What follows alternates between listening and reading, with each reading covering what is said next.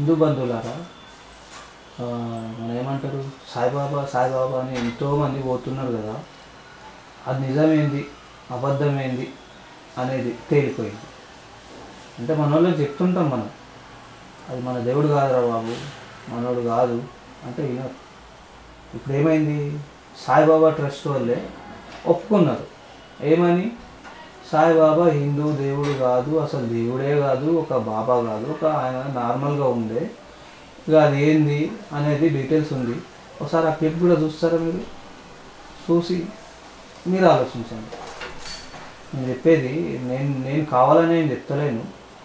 మీరు పోయేటోళ్ళు ఎంతమంది అయితే ఉన్నారో చూడండి ఒకసారి. सेवा में विनम्र निवेदन है कि हम हिंदू समाज के लोग एवं हिंदू राष्ट्र शक्ति सामाजिक संस्था के सदस्य आपसे विनम्र निवेदन करते हैं कि मंदिर परिसर में जो इस साईं बाबा की मूर्ति लगी है उसे अविलंब हटाया जाए। हम हिंदू समाज जन जब मंदिर में दर्शन करने आते हैं तब एक मुस्लिम की मूर्ति से हमारी भावनाएं आहत होती हैं एवं मंदिर परिसर की पवित्रता भंग होती है। हम सनातन धर्म के लोग हैं। हम हिंदू देवी देवताओं के सिवाय किसी और की आराधना करने में अपने आप को असमर्थ पाते हैं। ये बात सभी को अच्छी तरह ज्ञात है कि साईं बाबा एक मुस्लिम फकीर थे। उन्होंने जीवन पर्यंत इस्लाम धर्म का प्रचार किया था। जिस प्रकार मक्का मदीना में गैर मुस्लिम का प्रवेश निषेध है, उसी तरह गणेश मंदिर में भी गैर हिंदू एवं उसकी मूर्ति को परिसर से बाहर किया जाए। एक मुस्लिम की मूर्ति मंदिर में होने से विधर्मी लोगों को मंदिर में प्रवेश का बहाना मिल जाता है। विधर्मी जब हमारे मंदिर में आते हैं तो हमारी हिंदू बहन बेटियों की सुरक्षा पर सवाल भी खड़ा होता है और लव जिहाद को जाने अनजाने बढ़ावा मिलता है। एक मुस्लिम की मूर्ति बाहर होने से मंदिर की पवित्रता निर्विकार बनी रहेगी।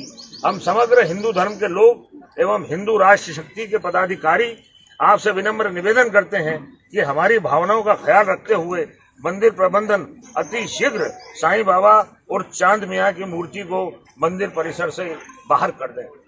बस यही कर बात है।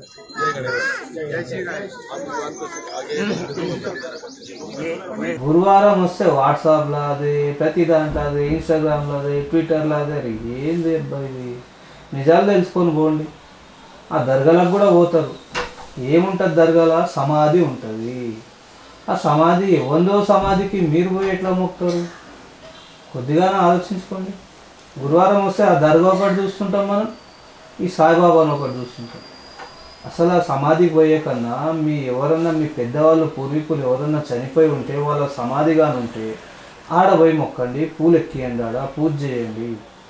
అది ఎవడో ముఖం తెలియదు, ఏం తెలియదు, ఆన్ దగ్గర పోయి పూజ చేస్తారు.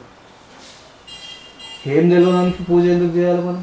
అది ఎవరు అసలు ఏం చేసిండని మీరు దానికి మొక్కుతారు పోయి సమాధికి? దర్గా అని పోతారు కదా, చాలా మంది పోతారు మన వాళ్ళు. అదే వాళ్ళు ఒక్కరన్నా మన గుళ్ళకి వస్తారా? మీకు ఉండాలి కొద్దిగా. అంతకన్నా మించి ఏం చెప్పలేను నేను. ఇంతమంది దర్గాలకు మన హిందువులు పోతారు కదా, ఒక్క ముస్లిం అన్న గుళ్ళకి వస్తాడా, పూజ చేస్తాడా? ఎందుకు రారు వాళ్ళు? వాళ్ళదే కరెక్ట్ అంటారు. కాబట్టి మీరు అట్లా అనలేరు. అదే ఉంది తలకాయ నొప్పి సెక్యులర్ నా కొడుకులతో. అది దర్గాలకు పోవద్దండి దయచేసి. దర్గాల్లో ఏముంటారంటే ఆడు ఫస్ట్ మన హిందువుల్ని చిత్రహింసలు చేసి కనీసం 1000 మందిని చంపితే ఆ దర్గా కట్టిస్తారు ఆయన కోసం. ఆడు చనిపోయినప్పుడు అయితే ఆడు 1000 మందిని చంపిండు కదా, ఎవరిని చంపిండు? హిందువుల్ని చంపిండు.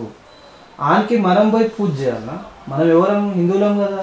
హిందువులను చంపిన వాడిని పోయి పూజ చేస్తే అదెక్కడ లెక్క? దానికి ఏమో అర్థమేముంది అసలు కదా. మరి అటువంటిప్పుడు ఎందుకు పోవాలబ్బా? అసలు హిస్టరీలు తెలియదు, ఏం తెలియదు, పోయాడ మొక్కుతారు, పూజలు చేస్తారు, గొర్రెలు కోస్తారు. అవసరమా? అన్ని పైసలు ఎందుకు వేస్ట్ చేసుకుంటారు? హిందూ దేవుళ్ళు లేరా? ఎంతోమంది ఉన్నారు మనకు దేవుళ్ళు. మన దేవుళ్ళకి చేయండి పోయి, మన దేవుళ్ళ దగ్గర పోండి. అది ఇది వదిలేసి ఎవరిలో సమాధి బొందలగడ్డకు పోయి మొక్కుడు అవసరమా? ఎవరిదో బొందలగడ్డకు మనం ఎందుకు మొక్కాలి? మీరు ఒకసారి మంచిగా ఆలోచించండి. నేను చెప్పుడు కాదు, మీరు కూడా ఆలోచించండి. ఆడ పోవడం వల్ల ఏమవుతుంది? మీకు పైసలు నాశనం అవుతున్నాయి, మీ లాభం వాళ్ళకు వస్తుంది, మీరు నాశనం అవుతారు పోయేటోళ్ళంతా. మేమైతే పోము, మేము అక్కడ ఇది కూడా చేయం. అందుకని చెప్తున్నా, హిందువులందరూ దర్గాలకు పోయేది మానుకోండి. అవసరమే లేదు పోవడం. మీ అవ్వతాతలో ఇంకెవరన్నా పెద్దవాళ్ళు చనిపోయి ఉంటే, మీ పెద్దవాళ్ళు పూర్వీకులు ఎవరో చనిపోయి ఉంటే ఎవరన్నా ఆ ఇళ్ళల్లో, వాళ్ళ గోరీలకు పోయి పూజ చేయండి, వాళ్ళ సమాధికి పూజ చేయండి. ఇది ఎవడో ముఖం తెలియని దగ్గర పోయి గొర్రెలు కోసి 50,000, 40,000, 30,000 ఇవన్నీ వేస్ట్ చేసుకుంటారు మీరు ఆడపోయి. అవసరం ఏముంది చెప్పండి? అవసరమే లేదు కదా. అందుకే అంటున్నా, దర్గాలకు పోయేది మానుకోండి, వాళ్ళ దగ్గర కొనేది కూడా మానుకోండి. ఎందుకంటే వాళ్ళ దగ్గర కొనేది మానేస్తే తెలంగాణ ఎంత బాగుపడుతుంది మీరే చూడండి. అందరూ నేను చెప్పింది అబద్ధం కాదు, ఇది నేను అనుభవం కొద్దీ చెప్తున్నా మీకు. నాకు అనుభవం అయింది వాళ్ళ దగ్గర ఎందుకు కొనాలి ఎందుకు కొనొద్దు అనేది. మీరు కూడా అందరూ మానుకోండి. మానుకుంటే అప్పుడు చూడండి తెలంగాణ ఎట్లుంటుంది. ఇవన్నీ వీళ్ళు చిచార పనులు మానేస్తారు, మన మీద వచ్చేది మానేస్తారు, ఇవన్నీ బంద్ అయిపోతాయి, సైలెంట్ అయిపోతాయి అట్లా.